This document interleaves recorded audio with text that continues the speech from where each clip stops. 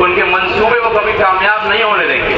आज इस जलसे में जहाँ एक तरफ हमारे गार्जियन अभिभावक अख्तरुल ईमान साहब बैठे हैं और दूसरी तरफ जावेद साहब बैठे हैं, यही 1 साल पहले का माहौल जब चुनाव लड़ रहे थे तो वो माहौल भी था, वो गर्माहट भी था। लेकिन आज ये दोनों व्यक्ति एक मंच पे एक मसले के लिए, एक मकसद को लेकर के लड़ रहे हैं, दिखाता है कि आपकी ताकत बहुत मजबूत हो गई है। अपने छोटे छोटे मंसूबे को, छोटे छोटे स्वार्थ को छोड़ करके हमको अपने बड़े मकसद को देखना है। एक छोटी सी कहानी के साथ मैं अपनी पूरी बात को रख करके अपनी बात को खत्म करूंगा। एक बार एक मुजरिम को सजा दिया गया कि तुमको सांप से कटवा करके मारा जाएगा।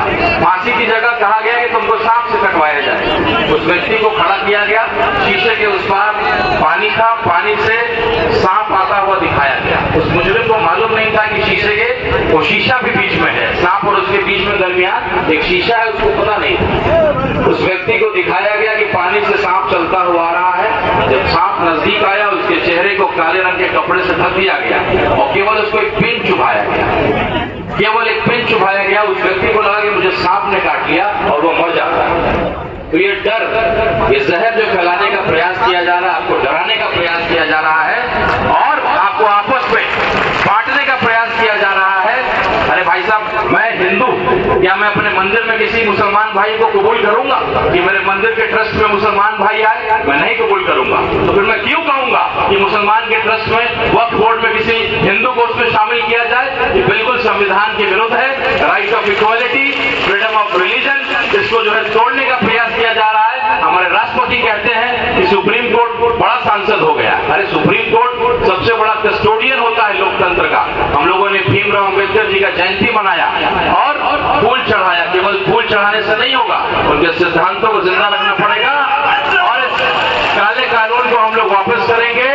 और एक एक हिंदू जो किसी पार्टी का सर्टिफाइड हिंदू नहीं है, आपके इस लड़ाई में आपके साथ खड़ा है। मैं आपको आश्वस्त करता हूं कि क्षत्रिय धर्म देश को गृह युद्ध से बचाने के लिए जो करना होगा हम आपके साथ खड़े हैं। बस एक आग्रह होगा कि आपस में बंटना नहीं है। मैं देख रहा हूं कुछ जो एक विरोधी हमारे आपस में पासमानदा में और बाकी लोगों में बांटने का प्रयास किया जा रहा है। मैं हिंदू होकर के इस बात को समझ रहा हूं कि आपके कब्रिस्तान में बंटवारा होता है कि पासमानदा मुसलमान नहीं जाएगा, बड़ा मुसलमान जाएगा, या आपके मस्जिद में सीटें बुक है कि बड़ा मुसलमान आगे बैठेगा, पासमानदा मुसलमान पीछे बैठेगा?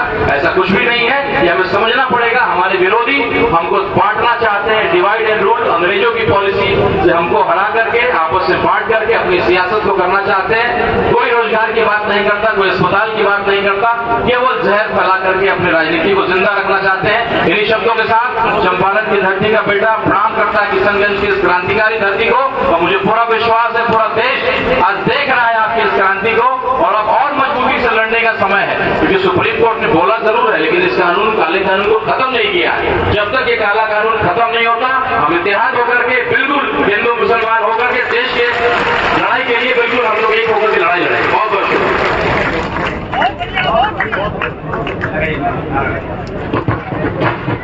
बहुत खूब। काम है मेरा तगय्युर, नाम है मेरा शबाब।